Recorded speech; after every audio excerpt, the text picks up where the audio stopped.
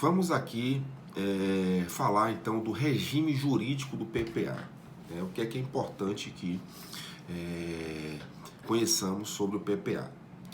Então, toda lei, né, orçamentária, ou PPA, ou LDO, ou ALOA, tá, ela é de competência privativa e vinculada.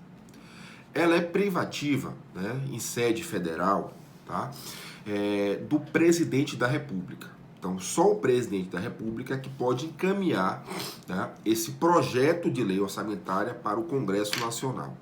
Tá? E é vinculada, porque além do dever de encaminhar, note que o presidente também ele tem um prazo para exatamente realizar esse encaminhamento, tá? Desse projeto chegar ao Legislativo, ao Congresso Nacional. Então, quem disciplina esse prazo, tá, é exatamente está no ato das disposições constitucionais transitórias, tá? No artigo 35, especificamente, no parágrafo 2º, tá?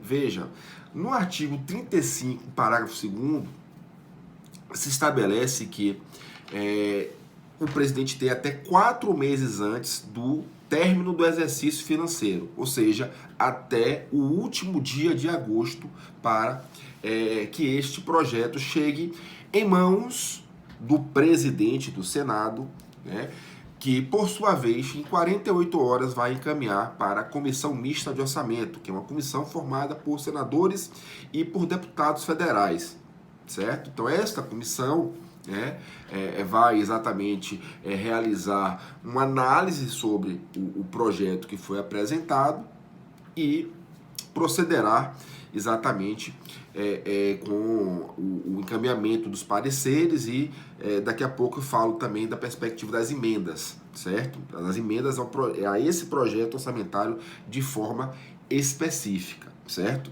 Então vejam, assim como existe o prazo para o encaminhamento ao Legislativo, o Legislativo, por sua vez, após essas considerações feitas pela comissão mista e a devolução, o encaminhamento ao plenário para a votação, tá? Ele também tem um prazo para destinar ao presidente para a sanção. Então, veja, até 31 de agosto, tá? O projeto deve ser encaminhado ao Legislativo. O Legislativo, por sua vez, tem até a última sessão legislativa, que vai até 22 de dezembro, certo? Para votar e encaminhar para o presidente realizar a sanção, certo? Só para fins de apontamento nos estudos, certo? Falei aqui da competência privativa, que está no artigo 84, e falei também aqui da sanção presidencial a esse projeto de lei, que está prevista no artigo 48, inciso 2, tá? Ambos artigos da Constituição Federal, certo? Então, deixo isso bem estabelecido aqui. Outra coisa, quando a gente trata de PPA, nós temos 2 etapas, tá? Então, nós temos a etapa de elaboração, tá?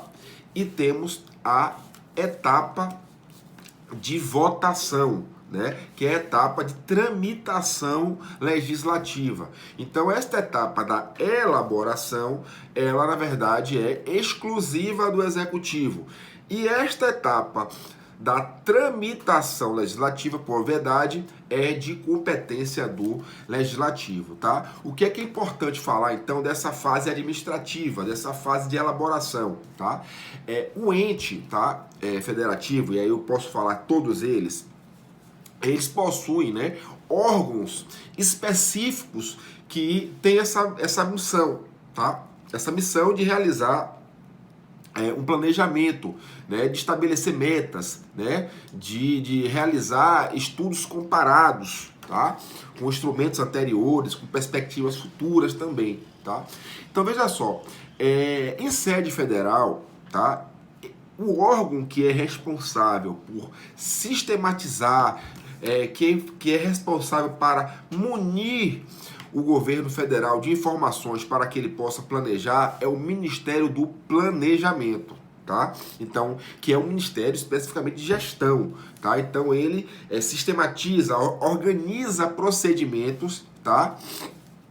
E essa sistematização e esse cabedal de informações que ele tem, tá, vai servir, vai ser muito útil para assessorar a administração pública com relação a essa consolidação, né, de uma etapa preparatória, né, de uma etapa de planejamento, certo? Então, isso é importante por quê? Porque o governo passa a ter uma visão estratégica, o governo passa a ter como realizar e desenvolver macro desafios, o governo passa a ter exatamente a nítida noção de quais políticas públicas que ele deseja implementar. Saliento que o ato de governar é um ato de desenvolver escolhas políticas, e nós sabemos bem que no direito financeiro, né, o gestor tem que realizar, como o Regis Fernandes menciona, que são as escolhas trágicas, né?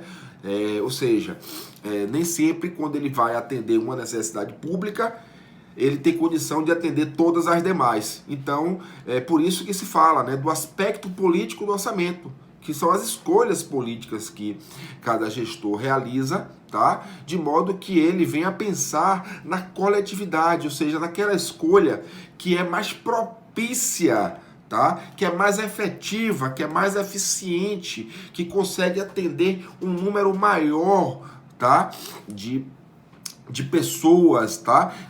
Que ele consiga atender mais e mais as necessidades públicas, tá? Então, nesse sentido, é importante que se tenha um instrumento orçamentário que tenha essa função, tá? E veja, essa função de planejar, inclusive o governo lança, né, em um sistema específico, né, que é o sistema chamado de CIOP, né, que é o Sistema de Informações de Orçamento e Planejamento, tá? Então tudo isso tem um papel, né, relevante quando a gente inclusive tenta dar efetivação ao nosso modelo de Estado, né? Qual é o modelo de Estado brasileiro? É o Estado dualista, tá? Alicerçado exatamente no dever de se realizar e promover o bem-estar social, e também um Estado que é voltado para o desenvolvimento social, desenvolvimento econômico, tá? Então, essas duas linhas, esses dois vetores, tá, devem caminhar, tá,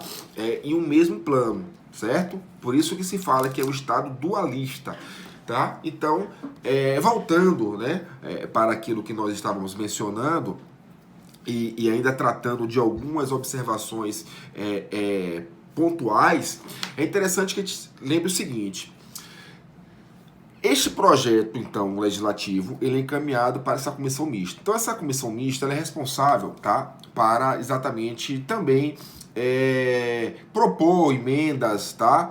E isso é importante, tá? Porque é uma maneira também que se tem de fiscalizar, de participar ou de coparticipar dessas estratégias do governo, tá? Então, o que acontece? Isso é importante porque essa comissão mista, tá, ela inclusive pode segregar temáticas e, digamos assim, chamar exatamente a coletividade para participar de maneira mais objetiva através das audiências públicas, tá? Por isso que as audiências públicas, tá, vocês podem perceber que elas possuem o quê? Uma temática específica, tá? Então, isso também é o quê? Planejar. Isso também é o que? É prever, né? É estabelecer prioridades, tá? É estabelecer diretrizes, tá? Metas, exatamente se priorizar objetivos que se quer alcançar, certo? E outro ponto importante, uma vez, tá, que o PPA, tá, ele vem a ser através dessa lei promulgada, tá? A lei promulgada do PPA, que tem um prazo de 4 anos, e é importante que a gente fale o seguinte, tá? Existe uma ideia de se ter uma solução de continuidade. Então, por isso que o PPA, ele corresponde, tá? Assim que um gestor é eleito, né, tem um mandato de 4 anos, tá? Esse primeiro ano dele, ele vai desenvolver as suas atividades de gestão sob a égide do PPA, tá? Anterior, ou seja, o último ano do PPA anterior vai, na verdade, estar vigente no primeiro ano de gestão daquele recém-eleito. Tá? Então, durante esse primeiro ano do recém-eleito, ele tem esse prazo para encaminhar o seu PPA, tá? Ou seja, então ele vai governar os seus 3 últimos anos de mandato, certo? Já com o PPA que foi planejado por este. E aí, no momento posterior, em uma nova eleição, o governante que ingressa também vai iniciar sua gestão com o PPA que foi desenvolvido e aprovado pela gestão atual. Tá? Isso por quê? Porque é interessante que não se tenha uma ruptura brusca, tá? Que se tenha uma solução de continuidade, ainda que tenha perspectivas partidárias, filosóficas, de concepção diferente. É importante que a máquina pública, o Estado, na verdade, ele não pode parar, então ele tem que ter uma solução de continuidade.